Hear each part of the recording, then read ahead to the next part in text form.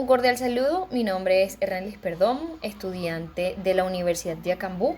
En esta asignatura de intervención de psicología organizacional les voy a hablar sobre el diagrama de Ishikawa. Es también llamado diagrama de espina de pescado o diagrama de causa y efecto. Durante esta exposición les voy a hablar sobre lo que es el diagrama, cuál es el nombre de su creador, cuáles son los elementos que conforman el diagrama, para qué se usa, cuáles son sus ventajas y cómo podemos hacerlo para ponerlo en práctica. Kaoru Ishikawa es el creador de esta herramienta.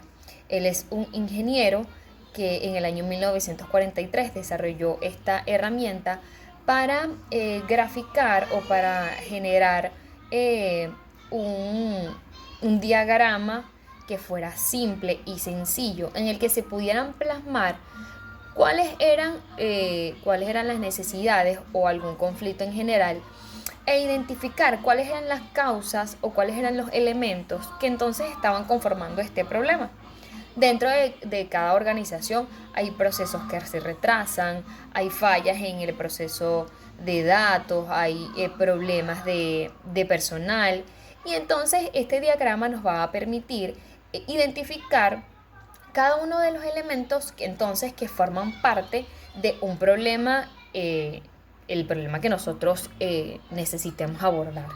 Entonces este diagrama es una herramienta que nos va a poder permitir identificar principalmente el problema y entonces darle una solución, buscarle una solución, abordando cada uno de los elementos o cada una de las causas que van a conformar o que ayudan a contribuir a que el problema se mantenga.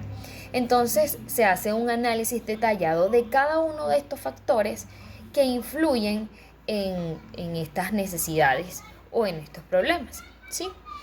¿Cómo es el diagrama de Ishikawa? Es una espina de pescado. Se dibuja una espina que va de izquierda a derecha, se dibuja la cabeza del pescado y en las espinas se van a identificar cuáles son las causas, cuáles son entonces estos elementos que contribuyen a que el problema se mantenga. Principalmente en la cabeza, al lado derecho, se va a colocar entonces cuál es el problema que yo necesito atender. En este caso, durante esta exposición vamos a hablar sobre el problema de rotación de personal. Entonces vamos a dibujar la espina de pescado y al lado derecho donde está la cabeza, donde va la cabeza del pescado, allí vamos a colocar cuál es nuestro problema, cuál es la situación que nosotros hemos identificado y que necesitamos abordar. Posteriormente se van a dibujar entonces las espinas mayores, que son los elementos entonces que alimentan este problema, que permiten que esto continúe, que el problema tenga entonces consecución, que continúe, que se repita. Y también están entonces las espinas pequeñas, que son aquellos elementos que en menor grado forman parte del problema en general, pero sin embargo que tienen una contribución importante dentro de la situación que estemos trabajando. ¿Para qué se usa? Se usa para analizar principalmente, porque a través de la gráfica, de manera visual, se pueden entender y se presta para una mayor comprensión de cuáles son los elementos que están generando este conflicto que yo quiero abordar. Entonces me permite detallar cada uno de los elementos y por supuesto al yo detallar cada uno de esos elementos tengo mayores indicios de qué debo hacer o de cuáles son las áreas a las que yo debo intervenir para poder solucionar o disminuir este problema. Entonces el propósito final de este diagrama es que se puedan identificar las fallas, identificar los problemas, para poder posteriormente entonces detallarlos y que se permita hacer un abordaje. Es ideal para mejorar el proceso de la toma de decisión porque permite tener mayor claridad, contribuir a que el ambiente laboral sea más agradable porque cada uno de los miembros se siente parte, siente que contribuye, siente que tiene una opinión, siente que puede ayudar a resolver esta situación que se haya detectado. Además, pues permite también identificar cuáles son aquellas áreas o cuáles son aquellas habilidades que nuestro equipo debe desarrollar. Cuál es esa área o cuál es ese proceso que se puede mejorar, que necesita mejorarse. Ayuda a elevar la motivación de los empleados y lo más importante es que va a contribuir con el desempeño, porque una vez que se puedan identificar cuáles son las áreas a abordar y se tomen entonces acciones para solucionar este conflicto, por supuesto entonces que como equipo va a haber un mejor desempeño cuando veamos que esos problemas o esas situaciones van teniendo entonces un resultado, esas acciones van teniendo resultados positivos. Por lo tanto, se producen ventajas dentro del equipo, se mejoran los procesos, permite tener una mayor visibilidad de los problemas porque me permite tener mayor claridad de cuáles son los elementos en los que yo debo prestar atención, en los que yo debo enfocarme para disminuir o para solucionar el problema.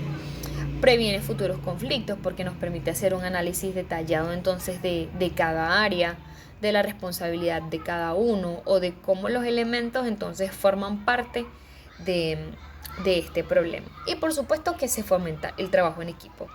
El diagrama de Ishikawa de causa y efecto es ideal que se realice en equipos.